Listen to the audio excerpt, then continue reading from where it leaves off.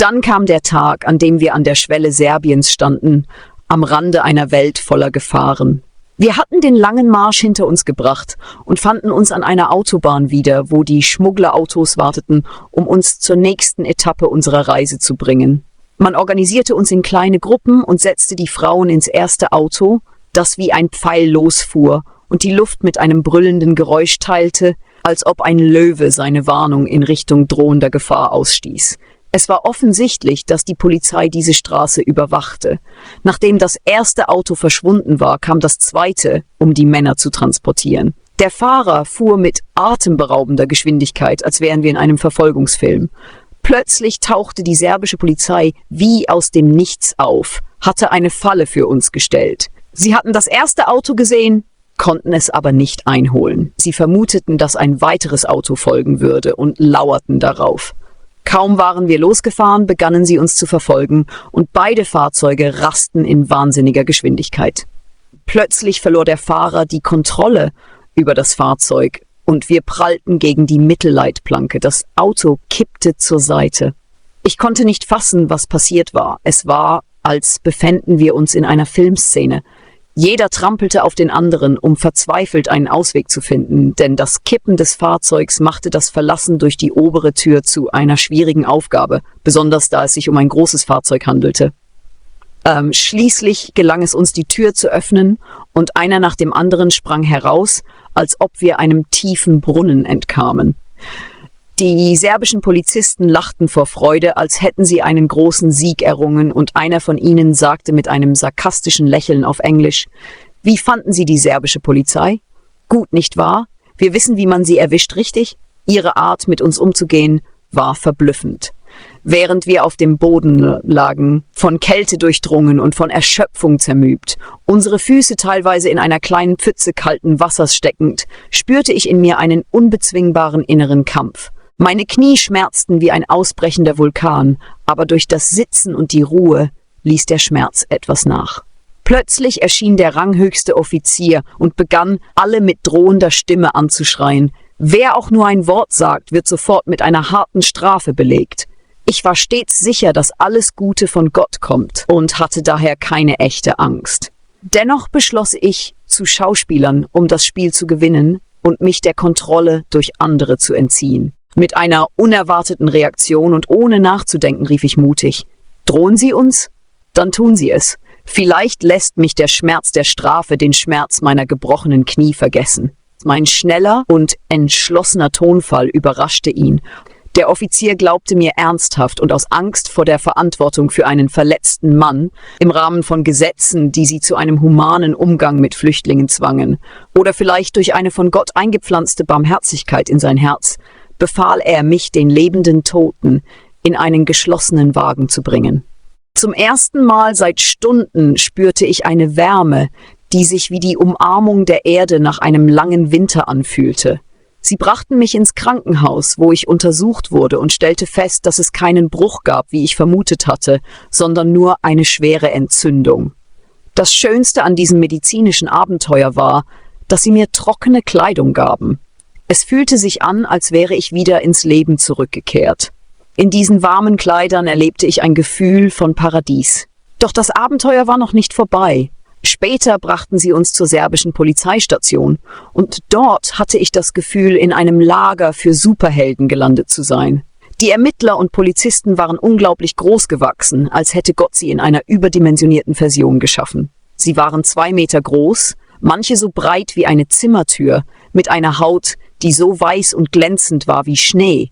Ein Anblick, der ihre furchteinflößende Wirkung noch verstärkte.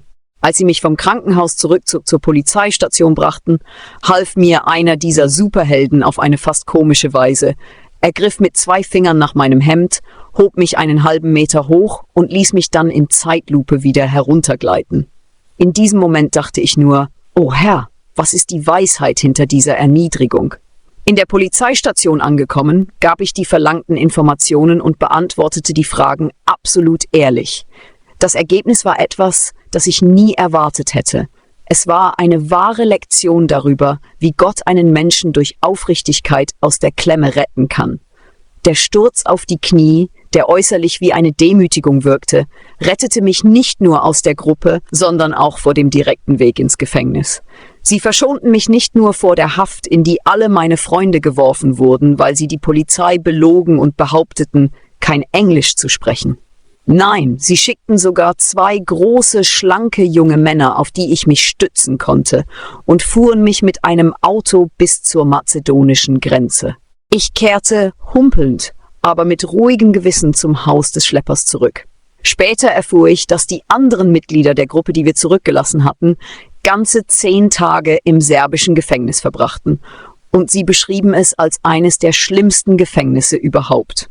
Die Art und Weise, wie der Polizist mich mit 2 Fingern hochhob, reichte mehr als aus, um mir die Natur dieser Gefängnisse zu verdeutlichen.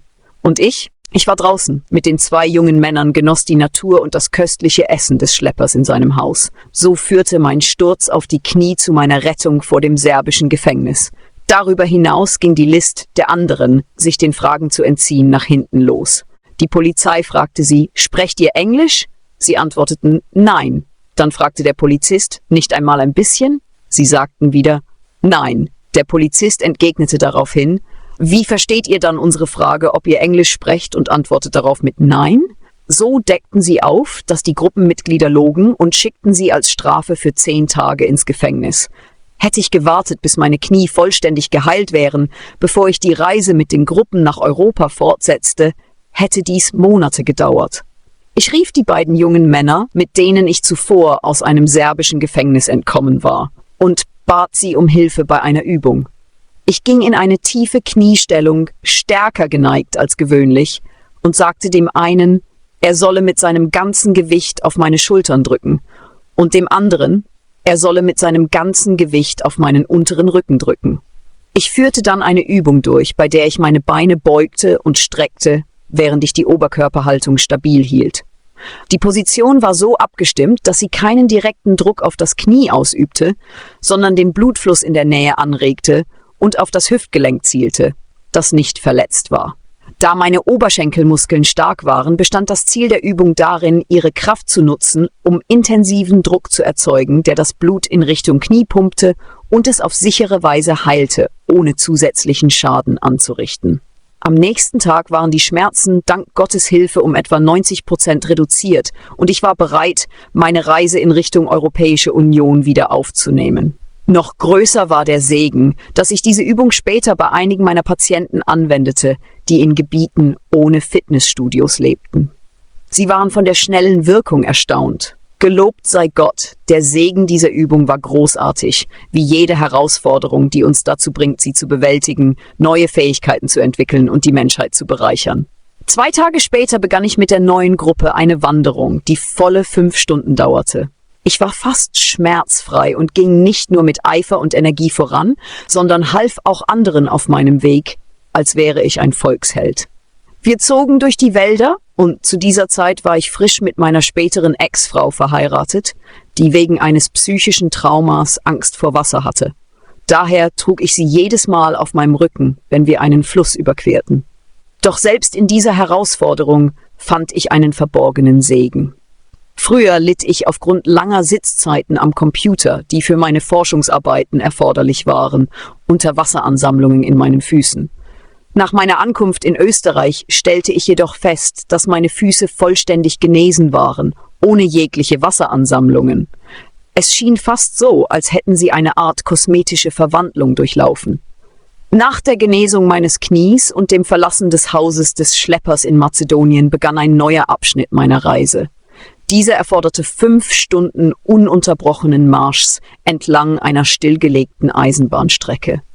Danach mussten wir eine mit Schnee bedeckte Fläche überqueren, wobei der Schnee bis zu den Knien reichte und darunter eine schlammige Schicht verborgen war. Mit jedem Schritt versanken unsere Füße im Schnee, der sich mit Schlamm vermischte, was das Weitergehen extrem erschwerte, insbesondere auf langen Strecken.